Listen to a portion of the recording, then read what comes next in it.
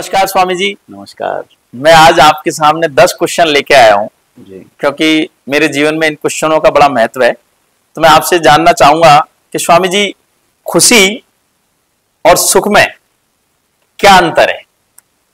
देखिए, इस दुनिया में 95% लोग ऐसे हैं जिनको ये एहसास ही नहीं है कि सुख और खुशी में अंतर क्या होता है।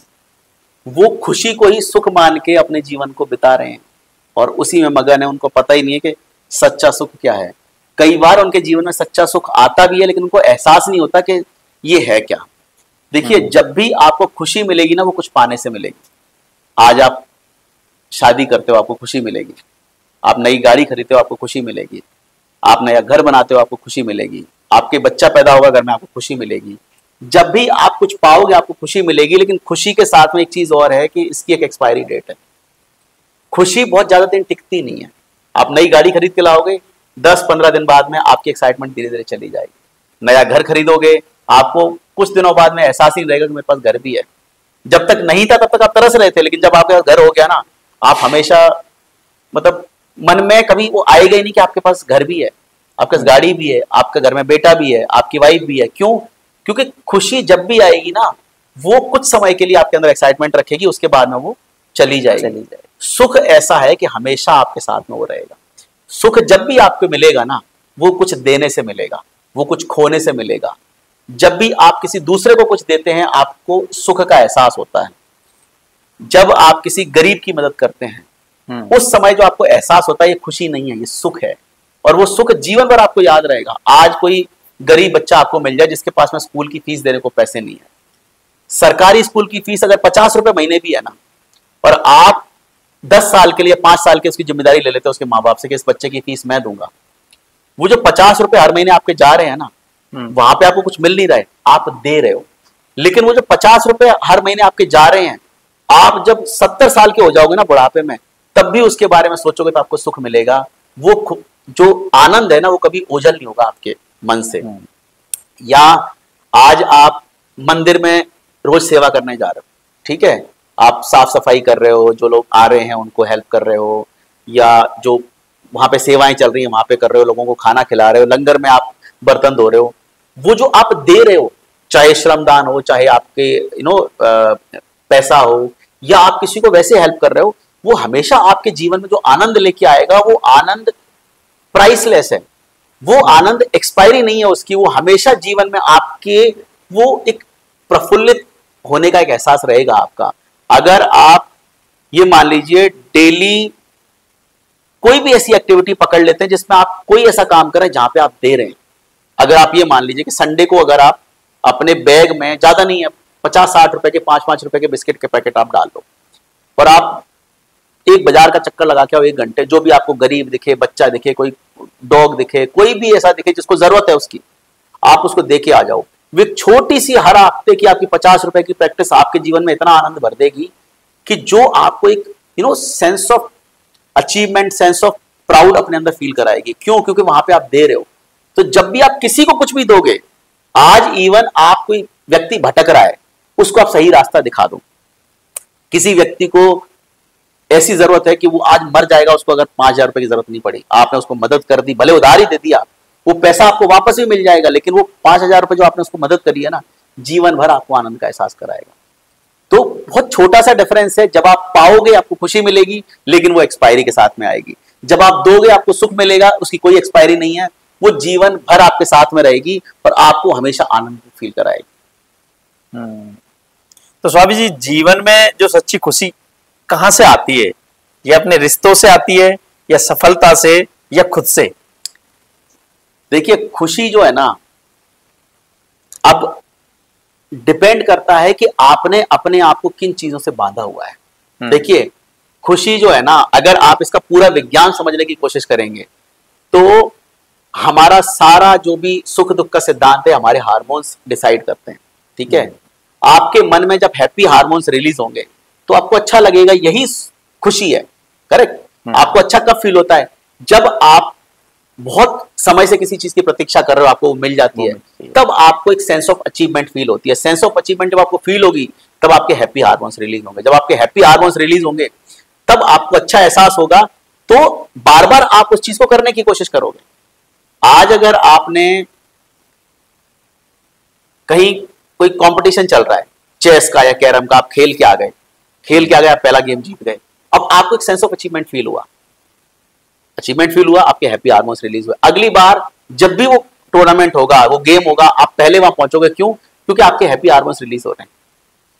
तो यहां पे सबसे बड़ी बात क्या है कि जब आपके हैप्पी हार्मोन्स रिलीज होंगे ना, वो दो चीजों के सिद्धांत पे रिलीज होंगे। पहला, आपने उस चीज की अपने मन में छवि क्या बना के रखी है।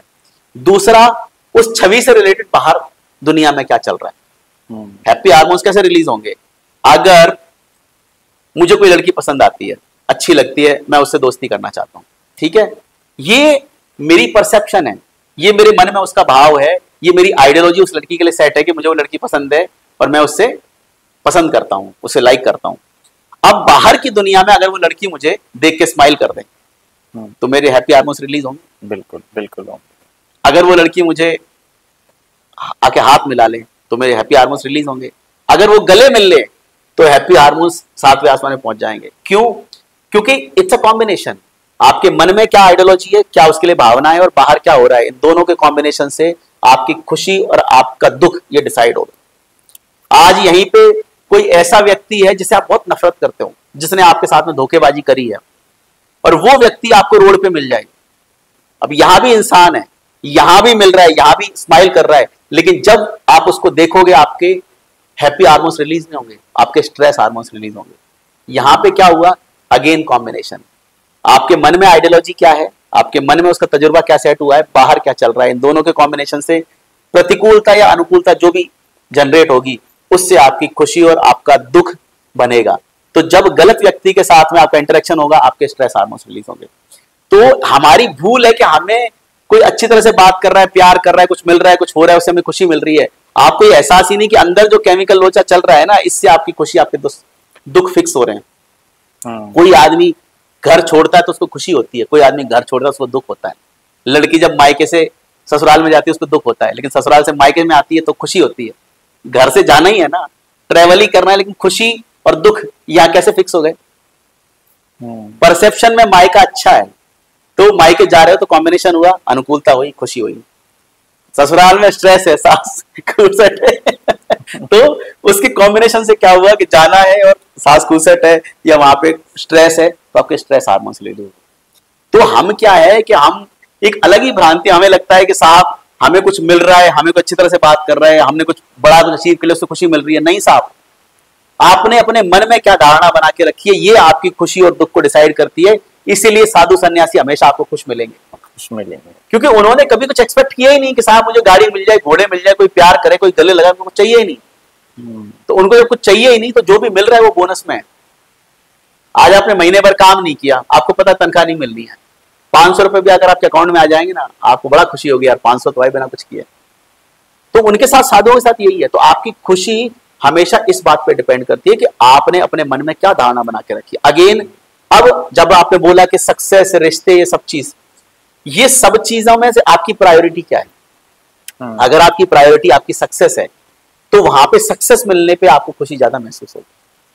लेकिन अगर आपकी प्रायोरिटी फैमिली है और एट द सेम टाइम कोई सक्सेस भी मिल रही है आपको, तो आप फैमिली की वजह से खुश होगे, क्योंकि आपने अपने मन में क्या धारणा बना के रखी है। आपके सुख और दुख, आपकी खुशी, आपका रोना धोना, सब उसकी वजह से डिसाइड होता है।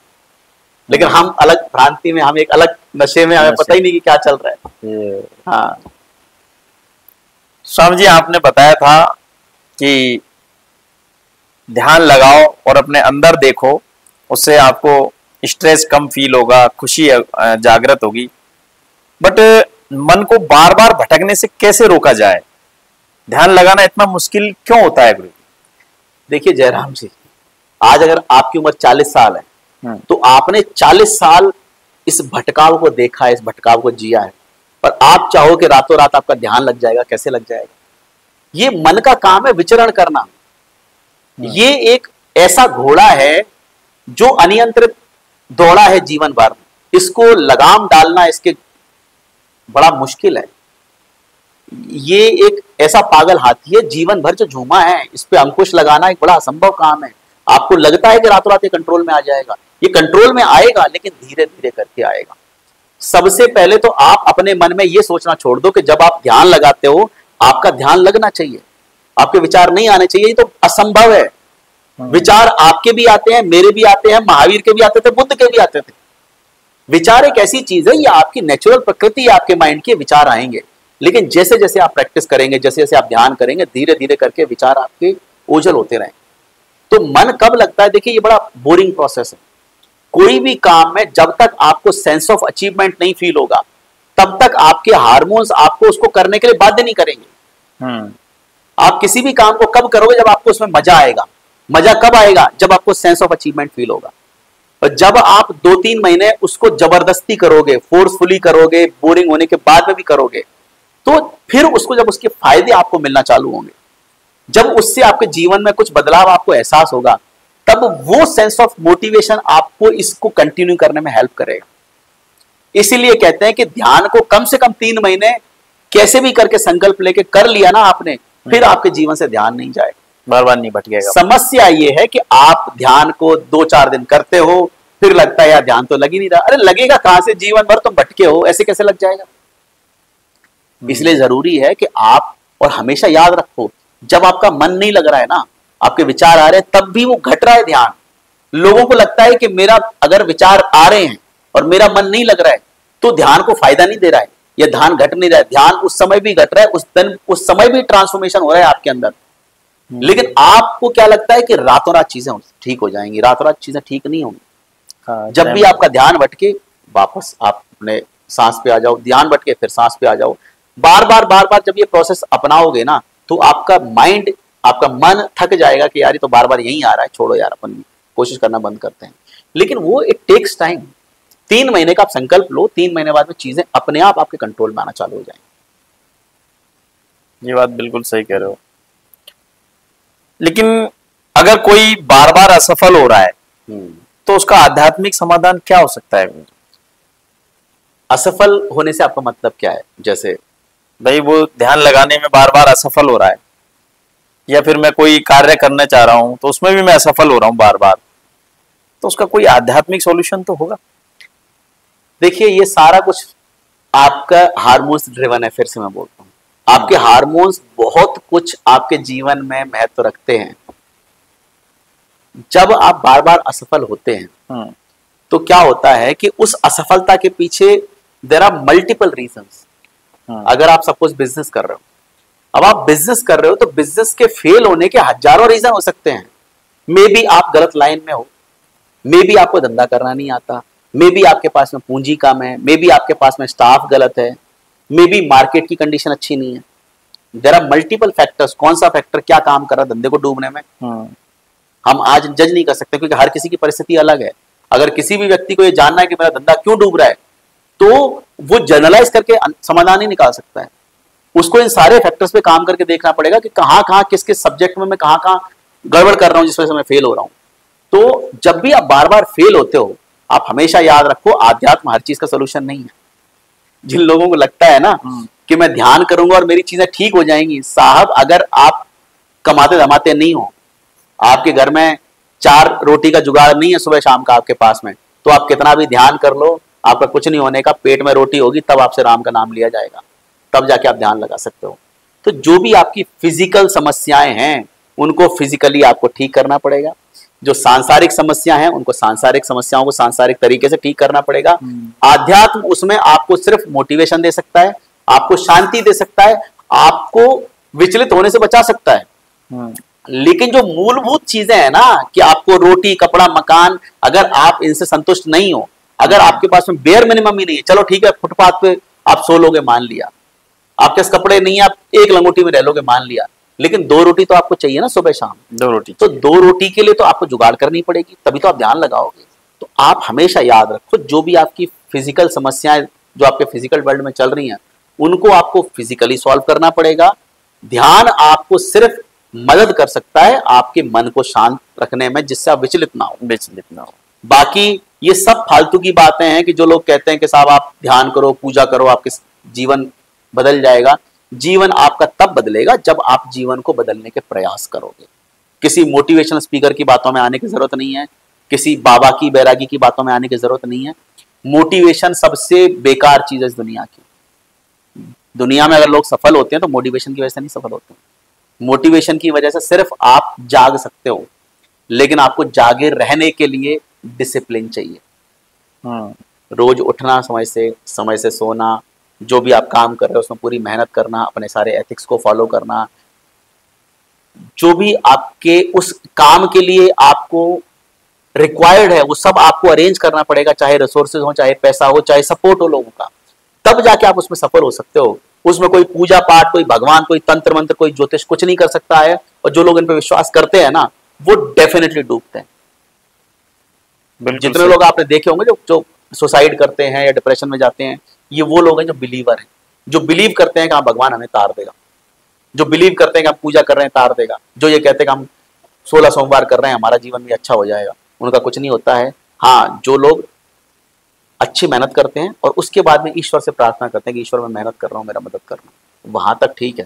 लेकिन उसके ऊपर सारा पटक दोगे ना तो तुमको एक दिन फांसी का फंदा ही लटकना पड़ेगा। हाँ, कर्म कुछ करेंगे नहीं, ईश्वर आप पे। सफलता काम करने से मिलेगी, आपको मोटिवेशन अपने काम से ही मिलेगा। हाँ, आपको जीवन में शांति, उसके लिए मेंटली प्रिपेयर करना, उसमें 10% मोटिवेशन के लिए, उसमें 10% मदद आपको ध्यान कर सकता है, लेकिन ध्यान आपके जो जीवन की जरूरत है ना उनको पूरा नहीं कर सकता। हाँ स्वामी जी, आज के समय में सोशल मीडिया बड़ा प्रभावी हो रहा है, तो ये सोशल मीडिया हमारे मन और आत्मा को कैसे प्रभावित कर रहा है? देखिए जयराम जी, हमारे माइंड की ना एक लिमिट है। हम एक फ्रीक्वेंसी तक ही चीजों को समझ सकते हैं, जान सकते हैं। अगर आपके पास में एक 16 जीबी की पेन ड्राइव है, उसमें आप मैक्सिमम कितना डाटा सेव कर सकते हो? 16 जीबी। बिल्कुल। अगर आपको 500 जीबी दे दिया जाए, क्या उस पेन ड्राइव में आप सेव कर सकते हो? कदापि नहीं। क्या आपका सिस्टम उसको प्रोसेस कर सकता है? हम इतनी सारी इंफॉर्मेशन को प्रोसेस करने के लिए बने ही नहीं है। जितनी ज्यादा आप इंफॉर्मेशन को प्रोसेस करोगे, उतना ज्यादा आपको थकान होगी, उतना ज्यादा आप एग्जॉस्ट होगे, उतना ज्यादा आपका माइंड उसमें बिजी होके अपने आप को ड्रेन करता जाएगा। आप देखो, आज से 50-60 साल पहले तक जब रेडियो भी नहीं चलते थे, आदमी खेती करता था, चौपाल पे बैठ के कभी उसने 2-4 खेल खेल लिए, गुटके खेल लिए, या फिर ताश खेल ली, या फिर ये चौपड़ वगैरह खेल ली। तो ये 2-4-5 खेल खेल लिए, त्योहारों में ढोलकें बज रही हैं, नाच रहे हैं, गा रहे हैं, फसलें हुई तो वहां पे नाच रहे हैं, गा रहे हैं, कभी खेतों खलिहानों में कोई अलग रिचुअल्स हैं वो कर रहे हैं। आप अपने जीवन में कुछ गिनी चुनी ऐसी प्रैक्टिसेस में शामिल थे जहां से आपको अटेंशन देने की जरूरत थी।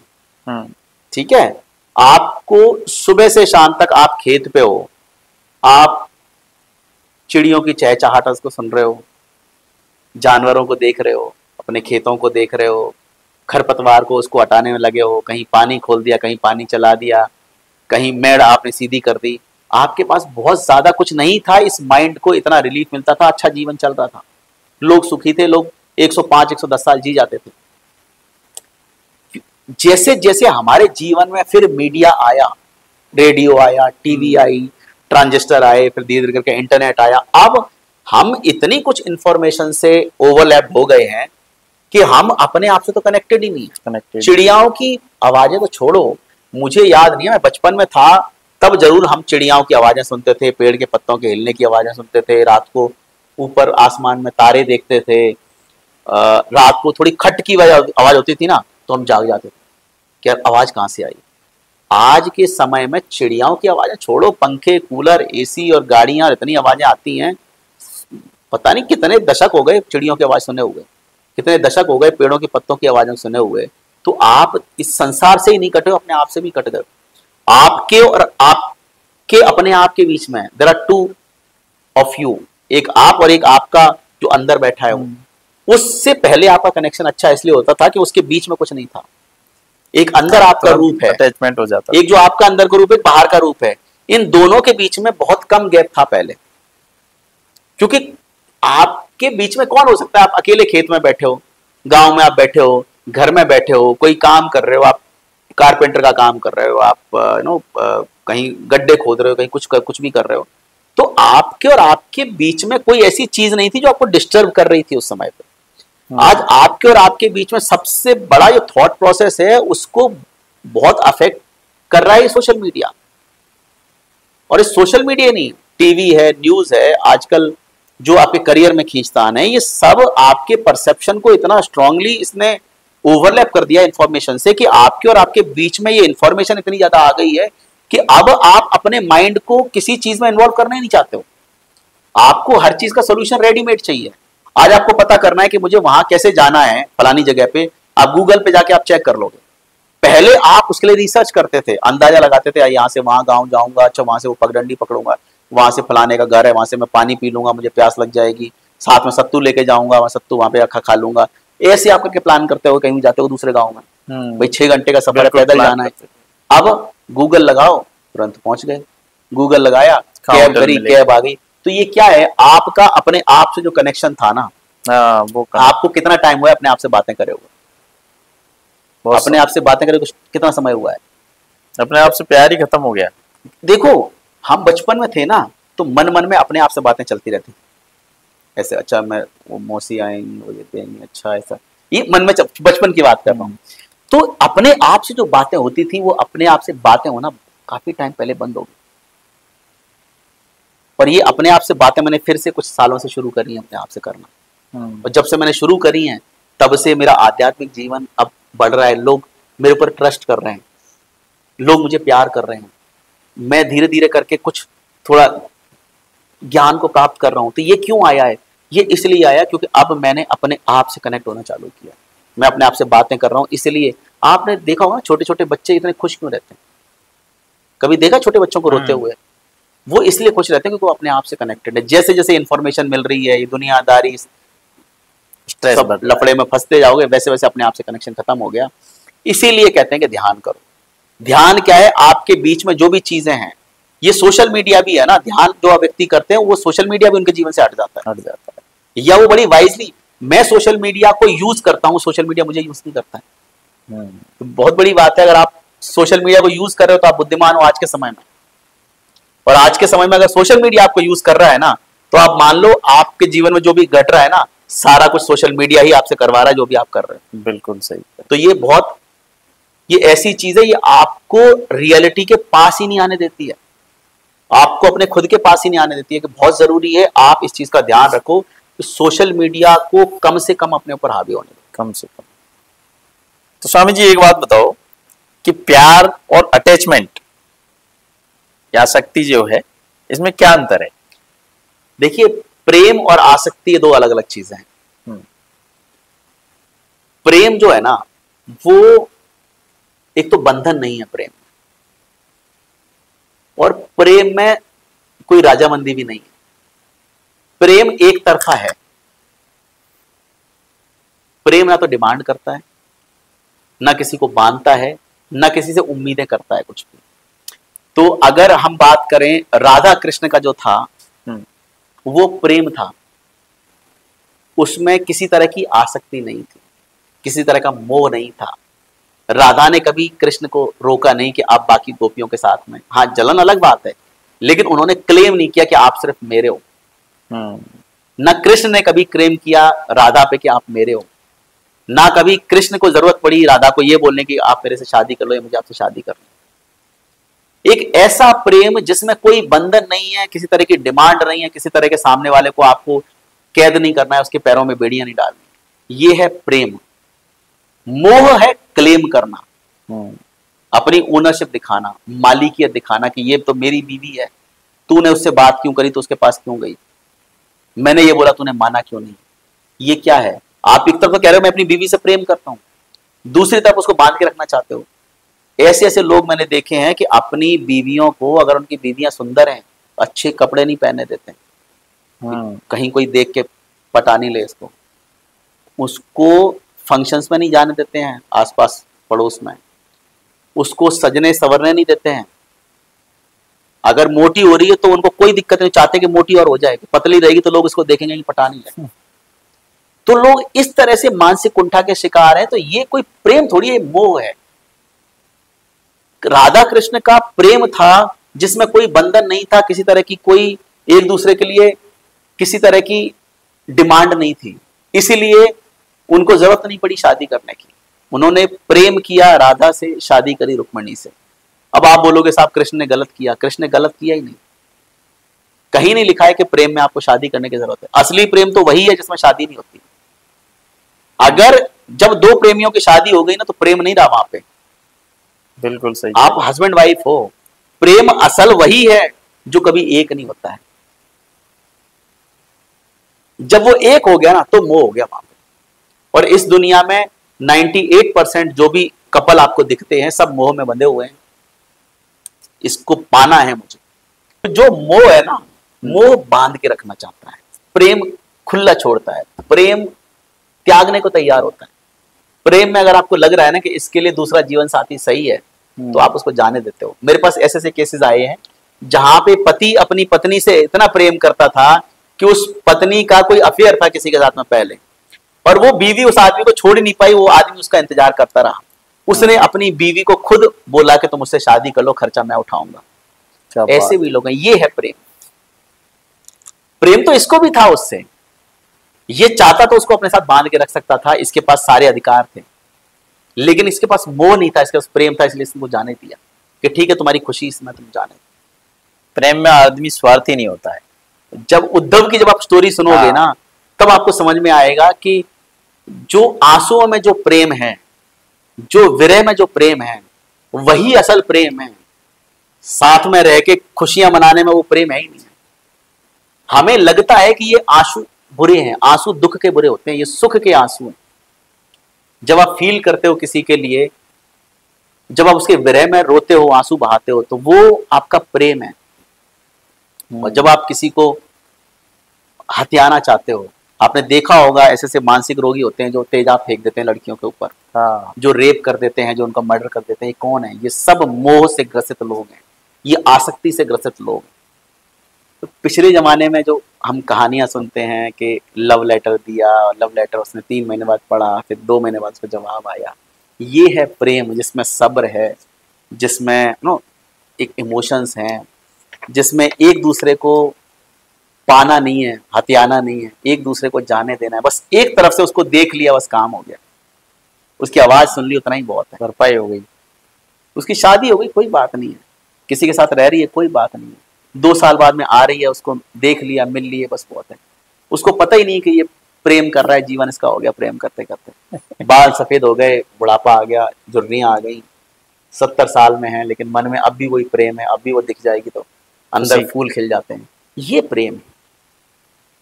ये बात बिल्कुल सही कह रहे हैं स्वामी जी। तो स्वामी जी, मैंने 2-3 दिन पहले आपका एक वीडियो डाला था कि आपका सच्चा साथी आपका शरीर है। वो बहुत ही गजब का वीडियो था आपका, मैंने देखा था उसको। तो मेरा एक क्वेश्चन है उसके लिए कि शरीर की देखभाल आध्यात्मिक यात्रा में क्यों महत्वपूर्ण है? क्या केवल इसके लिए ध्यान ही काफी है? देखिए, ये जो इंसान का शरीर है ना, ये आपको वो शक्ति देता है कि आप इस शरीर के साथ में भगवान बन सकते हो। इस शरीर के साथ में आप उतना कुछ अचीव कर सकते हो जो राम ने अचीव किया, जो कृष्ण ने अचीव किया, जो बुद्ध ने, महावीर ने, नानक ने, कबीर ने, मोहम्मद ने, जीसस ने जो अचीव किया, वो इसी शरीर से किया। ऐसा नहीं उनके 2-4 हाथ थे, 2-4 सर थे और वो सब 50 फीट के लोग थे, ऐसा तो नहीं थे। हमारे जैसे लोग थे, हमारे जैसे परिवारों में पैदा हुए, हमारी जैसी जिंदगियां थी, हमारे जैसा शरीर था। जब सब कुछ हमारे जैसा था और उसके साथ में उन्होंने इतना कुछ एक्स्ट्रा ऑर्डिनरी कर लिया कि आज उनकी पूजा होती है, उनको आज लोग आदर्श मानते हैं, वो सब इसी शरीर से तो किया है। तो ये शरीर आपको वो शक्ति देता है कि आप भगवान बन सकते हो। तो बिना शरीर का कुछ संभव है नहीं। जब भी आप ध्यान भी करोगे ना, ध्यान भी आप इसी शरीर से करोगे। आज अगर आपको पैरालिसिस हो जाए, आज अगर आपको किसी तरह की कोई स्किन की प्रॉब्लम हो जाए, आपको आर्थराइटिस हो जाए, ऐसी ऐसी बीमारियां जहां पे आप रात रात भर दर्द में चीखते रहो, क्या वहां पे आप ईश्वर का मनन कर सकते हो? गालियां उसको दे सकते हो, आप कोस सकते हो कि तूने मेरी जिंदगी खराब कर दी, दर्द में करहा सकते हो भगवान का नाम लेके, लेकिन उसमें उस प्रेम का भाव ईश्वर के लिए नहीं निकल सकता है। आपको अपने आप से कनेक्ट होने के लिए भी इसी शरीर की जरूरत है। तो इस शरीर की जरूरत तो है, डेफिनेटली है। इस शरीर को मेंटेन करने के लिए जो भी आपको व्यायाम करने की जरूरत है, योगा करने की जरूरत है, अच्छा खाने की जरूरत है, इसकी अच्छी देखभाल करने की जरूरत है, ये जरूरी है। क्योंकि इसी शरीर के थ्रू आप ध्यान कर रहे हो, इसी शरीर के थ्रू आप पूजा कर रहे हो, इसी शरीर के थ्रू आप नाम जाप कर रहे हो। तो जो आपके जीवन में इतना कुछ घट रहा है ना, उसका सबसे पहला माध्यम तो ये शरीर ही है। अगर इस माध्यम को ही आपने कट कर दिया या इस माध्यम को ही आपने करप्ट कर दिया, तो ईश्वर से कनेक्ट होने का क्या साधन है, आप बताओ? कोई साधन। अगर इतना इजी होता ये, देखिए हमारे पास आज जो चीज है ना, हमें उसकी वैल्यू नहीं है। आज जो बुद्धि आपको ईश्वर ने दी है, आज जो बुद्धि आपको ईश्वर ने दी है, जो सोचने समझने की शक्ति आपको ईश्वर ने दी है ना, उस सोचने समझने की शक्ति से आप क्या क्या कर सकते हो, लेकिन आप नहीं कर रहे हो। नहीं कर रहे। आज इतने सारे जानवर हैं, कीड़े मकोड़े हैं, इतने पक्षी हैं, इनके पास में वो पावर नहीं है, वो शरीर नहीं है, वो शक्ति नहीं है, वो दिमाग नहीं है कि ये बहुत कुछ अचीव कर सकें। लेकिन आपके पास सब कुछ है, और आप अगर उन जानवरों की तरह ही जीवन बिता के यहां से मर के ऊपर जा रहे हो, तो आप में और जानवरों में फर्क क्या रहा? ऊपर वाला भी सोचेगा ना कि यार इस गलत आदमी को यार हमने इंसान का जीवन दे दिया, इसको तो कुत्ता बनाना चाहिए था।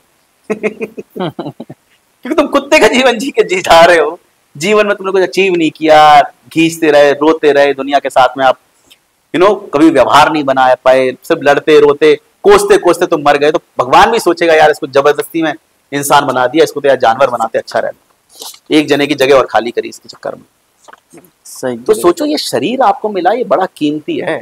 इस शरीर से आप उस परमात्मा को पा सकते हो, उस परमात्मा के बिल्कुल करीब जा सकते हो। तो सोचो आपको कितनी बड़ी पावर मिली इस शरीर से। तो इस शरीर का ध्यान रखिए, आप एक्सरसाइज करिए, अच्छा खाइए, जो भी आपसे बन पड़े इस शरीर को मेंटेन करने के लिए करिए, क्योंकि ये शरीर बहुत जरूरी है। ध्यान तब होगा जब ये शरीर ध्यान के लिए तैयार होगा। सत्य बात कही है स्वामी जी आपने। स्वामी जी, मेरा एक क्वेश्चन और है, जब कोई अपनी गलतियों से बार बार दुखी होता है तो उसे खुद को माफ करने के लिए क्या करना चाहिए? देखिए, जब भी कोई व्यक्ति अपनी गलतियों से बार बार परेशान होता है, दुखी होता है, तो उसको सबसे पहले तो ये चीज ध्यान देनी चाहिए कि गलती एक बार होगी, दो बार होगी। अगर दो बार से ज्यादा आप गलतियां रिपीट कर रहे हो ना, तो कहीं ना कहीं आपके सिस्टम का फॉल्ट है। आप या तो जिद पकड़ के बैठे हो कि मुझे यही करना है। अब आपने दुकान खोली, फेल हो गई, आपने दोबारा से कर दी, दोबारा फेल हो गई, अब तीसरी बार आप दुकान खोलने के लिए बैठे हो ना, तो आप महामूर्ख हो। अगर चलनी होती ना तो पहली दूसरी बार में चल जाती, तीसरी बार में नहीं चल रही है ना, तो जिद पकड़ने की जरूरत नहीं है।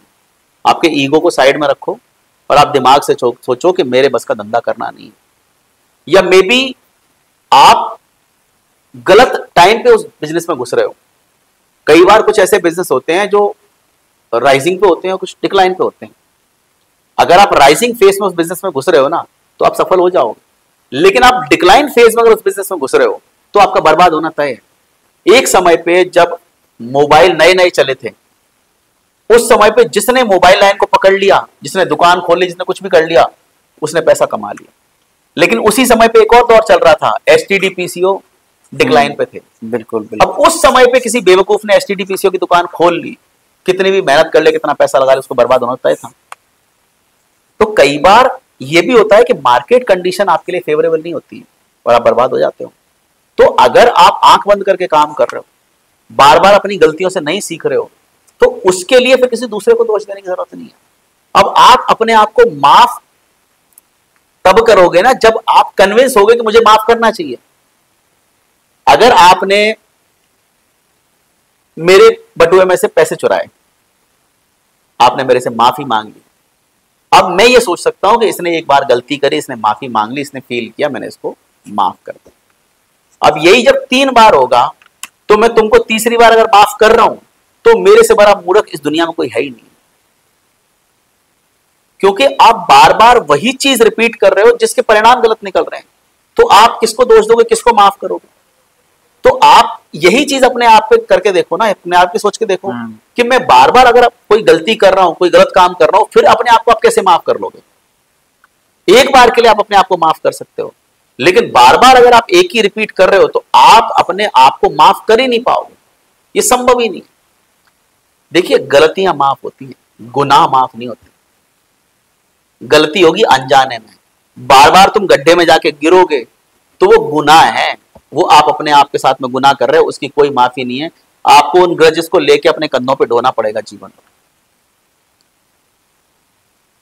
गलती सिर्फ एक बार दो बार होती है, उसको माफ किया जा सकता है, बार बार जो गलती होगी वो माफी के काबिल नहीं। ये बात बिल्कुल सही कह रहे हो स्वामी जी। मैं आपके बारे में भी एक चीज जानना चाहूंगा कि आपके जीवन में सबसे बड़ा टर्निंग पॉइंट, वेकिंग मूवमेंट कौन सा रहा था? सबसे बड़ा टर्निंग पॉइंट वो था जब मैं बर्बाद हुआ। जिस समय मैंने मरने का फैसला लिया, आत्महत्या करने का फैसला लिया, वो मेरे जीवन का टर्निंग पॉइंट था। जिस समय मैं उस रेल की पटरी पे खड़ा था और मैं ट्रेन का वेट कर रहा था, वो ट्रेन आने में थोड़ी 15-20 मिनट लेट हो गई। उतनी देर में मेरे दिमाग में बहुत सारी चीजें आ गई, बहुत सारा कुछ मैंने सोच लिया। उस समय फिर मैंने सोचा कि यार ये जीवन तो आज मैं नष्ट कर ही रहा हूं, तो आज अगर मैं ये सोच लूं कि मैं मर गया, तो अगर मैं मर गया तो फिर तो मेरा कोई कुछ नहीं कर सकता है। तो जब मैंने सब कुछ खो ही दिया, सब कुछ खत्म ही कर दिया, तो अब मेरे पास कुछ नहीं है। जब मेरे पास कुछ नहीं है, उसके बाद में अब मैं जो भी कुछ करूंगा वो मेरे लिए बोनस है। भाई आज अगर आपके पास में कुछ भी नहीं है और आपको एक तिनका भी मिल जाएगा, वो भी आपके लिए बोनस है। तो मैंने उस समय यही सोचा कि मैं आज मर गया, और मरने के बाद में जो भी मेरी समस्याएं थी, जो भी कुछ प्रॉब्लम है, जो भी मेरे ऊपर कर्जे हैं, मरे हुए आदमी से कोई क्या ले सकता है? ले लो, क्या करना है? पुलिस थाने में ले जाओगे, चलो। जेल में बंद करोगे, चलो। मारपीट करोगे, चलो। गुंडागर्दी करोगे, चलो, कोई दिक्कत नहीं, मैं तैयार हूं, आओ, तुम क्या करना है। अब तुम्हारे पास कुछ खोने को नहीं है। जब तुम्हारे पास खोने को कुछ नहीं है, तब तुम्हारे पास पाने को सारा संसार है। तो वो समय मेरे जीवन का टर्निंग पॉइंट था, जिस समय मैंने सब कुछ खो दिया और उस समय मेरे पास सब कुछ पाने का अधिकार मिल गया। उसके बाद जो मेरा जीवन घूमा, उसके बाद में मुझे हमेशा से लगता है कि मेरा परमात्मा मेरे साथ चलता है, मेरे कंधों पे बैठ के साथ में, हर जगह वो मेरे साथ में है, अभी भी वो मेरे साथ में खड़ा हुआ है। तो ये वो पल होते हैं हर किसी के जीवन में जब उसको लगता है कि सब कुछ खत्म हो गया, लेकिन यही वो शुरुआत होती है सब कुछ एक नए रिस्टार्ट की, वो रिस्टार्ट जो आपको अपने आप से कनेक्ट करता है। ये पल किसी भी व्यक्ति के जीवन में बड़े विरले होते हैं, बड़े किस्मत वाले होते हैं, जिनके जीवन में ऐसा समय आता है जहां पे सब कुछ खत्म होके वापस से जीरो से शुरुआत करने का मौका मिलता है। जिसके जीवन में ये पल आ गया ना कि जहां पे जिसको सब कुछ खत्म होने के बाद में जीरो से शुरुआत करनी है, आप यकीन मानिए अगर वो व्यक्ति सही से मेहनत कर लेना, तो वो बुद्ध महावीर के समकक्ष जाके बैठ सकता है। उतनी पावर है खत्म होके वापस से शुरुआत स्टार्ट करने में। बहुत ये वो पावर है, जो पावर उस बच्चे के पास होती है जो पैदा होता है जब, तो सारा संसार पाने की ताकत रखता है वो बच्चा। ये तो हम उसको करप्ट कर देते हैं, सिखा सिखा के कि बेटा ऐसा करो वैसा करो। आप जिस समय मानसिक रूप पे मर जाते हो, आप जिस समय मानसिक रूप से मर जाते हो, अपनी आत्मा से मर जाते हो, इस शरीर से मर जाते हो, सारी आसक्तियों से मर जाते हो, सब कुछ खत्म हो जाता है और आपको लगता है बस ये अब वापस से जन्म हुआ है, अब मेरा शरीर 2.5 किलो का नहीं है, अब मेरा शरीर 60-65 किलो का है। उस समय जो आपके अंदर घटता है ना, ये आपके अंदर वो परमात्मा उसी समय विराजमान हो जाता है। क्योंकि आप वैसे ही पैदा हो गए जैसे वो बच्चा पैदा हुआ है। हर बच्चे को भगवान का रूप क्यों बोलते हैं? क्योंकि उसके अंदर ईश्वर का रूप है। और जब आप मर गए और आप वापस से वहीं से रिस्टार्ट हो गए, तो आपके अंदर वो परमात्मा पैदा हो गया। फिर वो परमात्मा कब जाएगा? जब उसको वापस से सिखाओगे, तुम बेटा ऐसा करो वैसा करो ऐसा करो। अब तुमको सिखाने वाला कोई नहीं है। जब तुमको कोई सिखाने वाला नहीं है, तब तुम्हारे अंदर जो बैठा है ना, वो जा रहा है, वो है राजा। अब वो तुमको चला रहा है। मैं भी जो बोल रहा हूँ वही मुझे बुलवा रहा है, वही सब कुछ करवा रहा है, उसी का काम कर रहा हूँ, उसी की सेवा कर रहा हूँ। वो मेरा परमात्मा है, मेरे अंदर बैठा है। अब उसको आप कुछ भी समझ लो। स्वामी जी बहुत अच्छी बात बताई आपने, ये काफी गजब की बात है। अगर कोई व्यक्ति खुद को खोया हुआ महसूस करता है, डायरेक्शन लेस, तो वह कहां से शुरू करना चाहिए? अगर आप डायरेक्शन लेस हैं, स्पेशली अगर मैं करियर की बात करूं या आपके भविष्य की बात करूं, तो सबसे पहले तो उसको किसी ऐसे व्यक्ति को पकड़ना चाहिए जो उसको जानता नहीं, और उससे पूछे अपने बारे में कि मुझे क्या करना चाहिए। अपनी परिस्थितियां बताओ और उससे पूछो, वो आपको बताएगा आपको क्या करना चाहिए। कोई छोटा बच्चा अगर आपके पास हो, 7-8 साल का बच्चा हो, 10 साल का बच्चा हो, उस बच्चे को बिठाओ और उसको बताओ कि मेरी ये परिस्थिति है, मुझे क्या करना चाहिए। और वो जो 10 साल का बच्चा आपको बताएगा ना, आप वो कर लेना, वही आपके लिए सही है। क्योंकि वो जो तुमको सलाह देगा ना, वो बड़ा बड़ा ज्ञानी ध्यानी मंदिर में बैठा हुआ पुजारी नहीं दे सकता है। क्योंकि वो बच्चा पूरी तरह से परसेप्शन से फ्री है। उसका आपसे कोई लेना देना नहीं है, उसकी आपसे कोई दोस्ती नहीं है, दुश्मनी नहीं है, उसका आपके साथ में कोई ग्रज नहीं है, कोई मोह नहीं है, कोई आसक्ति नहीं है। वो बच्चा आपको आपकी परिस्थितियों के आधार पे आपके सोल्यूशन देगा। लोग काउंसलर के पास क्यों जाते हैं? लोग काउंसलर के पास इसलिए जाते हैं क्योंकि काउंसलर का उससे कोई लेना देना नहीं। काउंसलर उसको वो बताएगा जो उसकी परिस्थिति के हिसाब से उसके लिए सही है। लेकिन कई बार काउंसलर भी उतने अच्छे नहीं होते हैं, क्योंकि काउंसलर अगर पैसा ले रहा है या वो पैसे का लालची है, तो वो कई बार खुश करने की कोशिश करते हैं कस्टमर्स को। तुम्हारे लिए तो, उनके लिए तो कस्टमर ही हो तुम। तो एक अच्छा काउंसलर, एक अच्छा न्यूट्रल आदमी अगर आपको मिल जाए ना, जो आपके बारे में बता सके आपको कि आपके जीवन में डायरेक्शन आपको यहां से मिलेगा। देखिए, खोए हुए आप हो। सही बात। आप खोए हुए हो, ना तो जगह खोई हुई है, ना वो एरिया खोया हुआ है, ना ये पृथ्वी खोई हुई है। आज अगर तुम यहाँ खड़े हो, तुमको रास्ता नहीं दिख रहा है, कोई व्यक्ति यहां से अगर तुमको देखेगा ना, उसको पता है तुम कहाँ खड़े हो, कहां से तुमको जाना है। It's like a GPS. बिल्कुल, जीपीएस तुमको बता सकता है तुमको कहां से किधर से जाना है। तुम इसलिए नहीं देख सकते हो, तुमको ऑलरेडी उस परिस्थिति में हो, तुम ऑलरेडी उस सिचुएशन में हो, तुमको कुछ समझ में नहीं आएगा, तुमको डायरेक्शन नहीं दिखेंगे। तुमको डायरेक्शन कौन दे सकता है? वो जो ऑलरेडी उस रास्ते पे नहीं खड़ा हुआ है, जो तुमको ऊपर से देख रहा है। सैटेलाइट से कोई देखेगा तुम कहाँ खड़े हो, तुमको बता देगा तुम कहाँ खड़े हो, किधर तुमको जाना चाहिए, कहाँ पानी है, कहाँ पत्थर है, कहाँ रोड है, वो बता सकता है ना। कौन बताएगा? जो तुमको जानता नहीं है। जो उस रोड पे तुम्हारे बगल में खड़ा है ना, वो भी डायरेक्शन लेस है, वो तुमको क्या डायरेक्शन देगा? अक्सर लोग ऐसे लोगों से सलाह लेते हैं ना, जिनको उस फील्ड का पता ही नहीं है। तो अपने पड़ोसी से पूछ रहे हो, यार मुझे नेवी में जाना है। अरे वो कभी अपनी गली से बाहर निकला नहीं, अपने गांव से बाहर गया नहीं, तुमको क्या बताएगा नेवी में कैसे काम होता है, क्या है उसका, उस लाइन में कैसे काम होता है, वो स्ट्रीम कैसी है, वो करियर कैसा है। आप अगर किसी अनपढ़ आदमी से ये पूछोगे कि मुझे ये पढ़ाई इंजीनियरिंग की करनी चाहिए नहीं करनी चाहिए, तो मूर्ख वो है, मूर्ख तुम हो। आप सही लोगों से सलाह लो अपने जीवन के बारे में, आप सही लोगों से डायरेक्शन लो, तब आप जीवन में कुछ अच्छा कर सकते हो। आपके पिताजी घर पे हैं, आपके चाचा जी घर पे हैं, वो बड़े हैं, इसलिए उनसे डायरेक्शन नहीं लेना है। आपके पिताजी, इसका मतलब ये नहीं कि वो तुमको जो बताएंगे वो तुम्हारे लिए अच्छा होगा, वो तुम्हारा भला चाहते हैं, लेकिन वो जो चाहते हैं क्या उसमें तुम्हारा भला है? आपके पिताजी, आपके माताजी आपका भला जरूर चाहते हैं, लेकिन वो जो चाहते हैं उसमें आपका भला है या नहीं, ये तो परिस्थितियां ही बताएंगी ना। बिल्कुल सर। अगर आपके पिताजी अनपढ़ हैं, नहीं पढ़े लिखे हैं, वो अगर तुम्हारे करियर के फैसले ले रहे हैं, तो मूर्ख वो है, मूर्ख तुम हो, अनपढ़ वो है, अनपढ़ तुम हो। ये तो आप सोचो। आप डायरेक्शन उन लोगों से लो जिनको वास्तव में उस चीज के बारे में पता है। आजकल ज्ञान तो हर जगह मिलता है, आप चाय की दुकान पे बैठ जाओ ना, आपको सारा ज्ञान मिल जाएगा। और अक्सर लोग अपने जीवन के बड़े बड़े फैसले चाय की दुकानों पर बैठे हुए लोगों की सलाह से ले लेते हैं। तुम इतने बेवकूफ कैसे हो सकते हो? तुमको जाना है फौज में, अब किसी ने बोला फौज की बेकार है, फौज में तो ऐसा होता है वैसा होता है, इतने साल दूर रहना पड़ता है। तुमने उनकी बातें सुन के आ गए, तुमने अपना फार्म कैंसिल कर दिया, फार्म फाड़ के फेंक दिया। वो गधे जो बैठे थे चाय की दुकान पे, उनसे पूछो कभी वो फौज में गए, कभी बॉर्डर देखा, कभी वर्दी पहनी? जब तुमको पता नहीं है तो क्यों तुम ज्ञान दे रहे हो? तुम इतने बेवकूफ, तुम क्यों ज्ञान उससे ले रहे हो? तो ज्ञान भी सही आदमी से लो। लोग गलत आदमी से सही ज्ञान लेते हैं इसलिए बर्बाद होते हैं, या सही आदमी से गलत ज्ञान लेते हैं इसलिए बर्बाद होते हैं।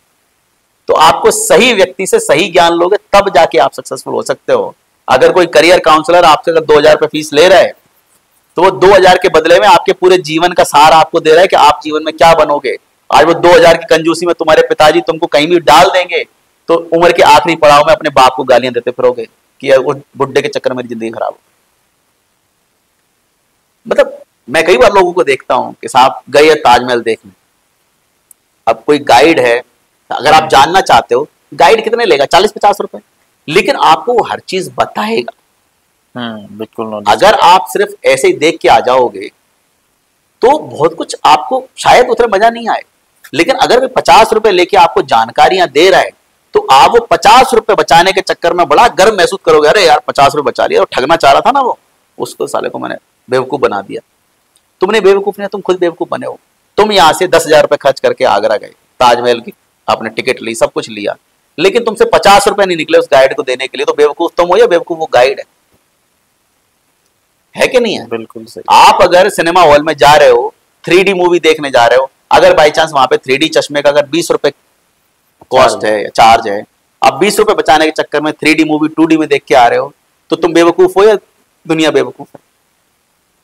तो जब आप कुछ भी काम कर रहे हो, उसमें आप अपना टाइम इन्वेस्ट कर रहे हो, पैसा इन्वेस्ट कर रहे हो, सब कुछ कर रहे हो, तो वहां पे थोड़ा बहुत अगर आपको उसको जानने समझने, उसको ऑब्जर्व करने के लिए अगर किसी को काउंसलर को कुछ फीस देनी पड़े, अपनी समस्याओं को सुलझाने के लिए किसी काउंसलर को देना पड़े, तो उसमें कोई बुराई नहीं है। काउंसलर वो लोग होते हैं जो इसी काम के लिए बने होते हैं, उनका काम है आपको प्रॉब्लम से निकालना। तो उनको अगर थोड़ा बहुत आप दे रहे हो तो वो कोई चोरी नहीं कर रहे हैं, कोई बेईमानी नहीं कर रहे हैं, तुम्हारा गला नहीं काट रहे हैं वो।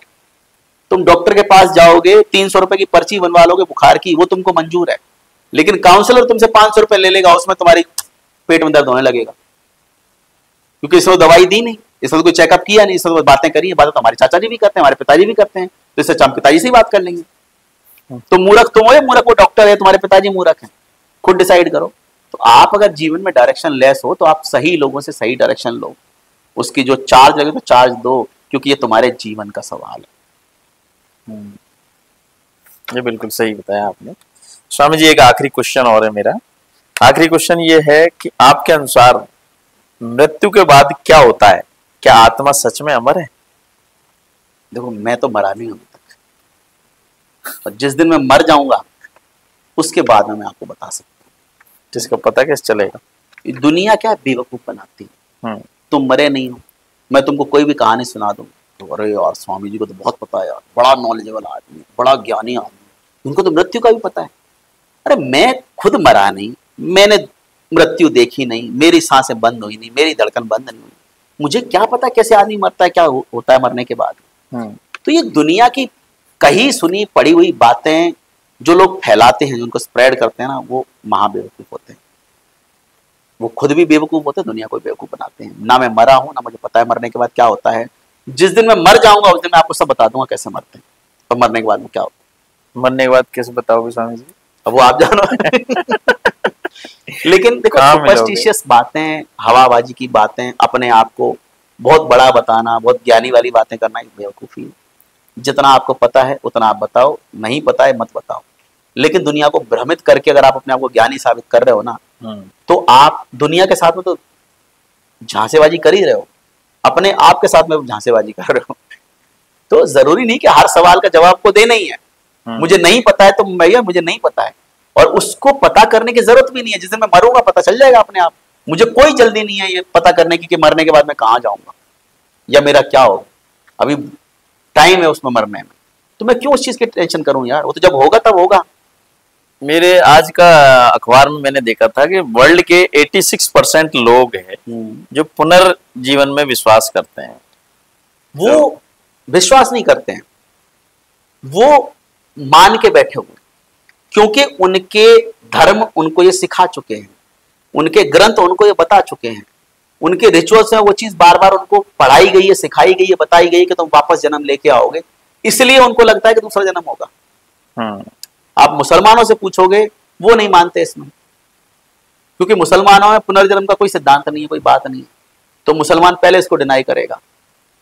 तो आपको पता कुछ नहीं है, आपको बताया गया है, आपने जाना नहीं, आपने माना है, इसलिए आपको लगता है कि दुनिया में किसी को लगता है कि 72 उरे मिलेंगे, किसी को लगता है ऊपर धर्मराज बैठे हुए हैं, चित्रगुप्त बैठे हुए हैं लिखने के लिए, किसी के हिसाब से ऊपर जीसस बैठे हैं वो बताएंगे आपको, किसी के हिसाब से कुछ है, किसी के हिसाब से कुछ है। और हो सकता है अलग अलग डिपार्टमेंट बने हो वहां पे, कि हिंदुओं का, ये मुसलमानों का, ये पारसियों का, ये बौद्धों का, अलग अलग गेट हो वहां पे, अलग अलग आपकी एंट्रियां हो, भगवान जाने क्या होगा ऊपर। लेकिन ये बात तो पक्की है कि ये जो दुनिया में जो भ्रांतियां फैली हुई हैं, इनमें कोई सच्चाई नहीं है। हर आदमी अपनी मान्यताओं के अनुसार चीजों को ढो रहा है। ढोने का मतलब वजन है आपके कंधों। देखिए, इंफॉर्मेशन कब आपकी होती है? जब वो हल्की हो, जब इंफॉर्मेशन आपके कंधों का बोझ बन जाए ना, तो वो आपको सिर्फ और सिर्फ आपकी स्पीड को स्लो करती है। धारणाएं, मान्यताएं अगर आपकी स्पीड को स्लो कर दें, अगर आपके कंधों को भारी कर दें, आपको चलने में दुविधाएं कर दें, तो ऐसी मान्यताओं का आपको कोई फायदा नहीं है, उनसे आपको नुकसान है। ये बड़े महान आदमी हुए ना, बुद्ध, महावीर, ओशो जैसे लोग और कबीर जैसे लोग, ये मान्यताओं से रहित थे, इनके कंधे खाली थे, इसलिए इतने लंबे चले गए। और जो छोटे लोग थे ना, वो इन्हीं कंधों के बोझ के नीचे दब जाते हैं, मर जाते हैं। कभी जीवन में आगे अपने से, अपने परिवार से, अपने खानदान से, अपने समाज से ऊपर की बातें नहीं कर पाते। ये क्या है? ये दायरे हैं। हर किसी का दायरा, किसी का दायरा है कि मैं, मेरा बच्चा, मेरी बीवी, बस इतना। किसी का दायरा है कि मेरा गांव साहब, किसी का दायरा है कि मेरा राज्य, हम मराठी हैं साहब, हम महाराष्ट्रियन हैं, हम यूपी वाले, हम एमपी वाले। किसी का दायरा है देश कि हम इंडियंस हैं, अब इंडिया पाकिस्तान का युद्ध हो रहा है तो हम इंडियंस हैं। तो ये क्या है? दायरे। जो व्यक्ति जितना महान होगा उसका दायरा उतना बड़ा होगा। बुद्ध ना इंडिया के थे, ना थाईलैंड के थे, ना अमेरिका के थे, बुद्ध पूरे संसार के थे। उनका दायरा क्या था? ब्रह्मांड उनका दायरा था। महावीर का दायरा ब्रह्मांड था। एक सैनिक होता है, उसका दायरा अपना देश होता है, अपनी सीमाएं होती हैं, सीमाएं उसके दायरे को निर्धारित करती हैं। वो अपने देश के लिए मरता है, अपने देश के लिए जीता है।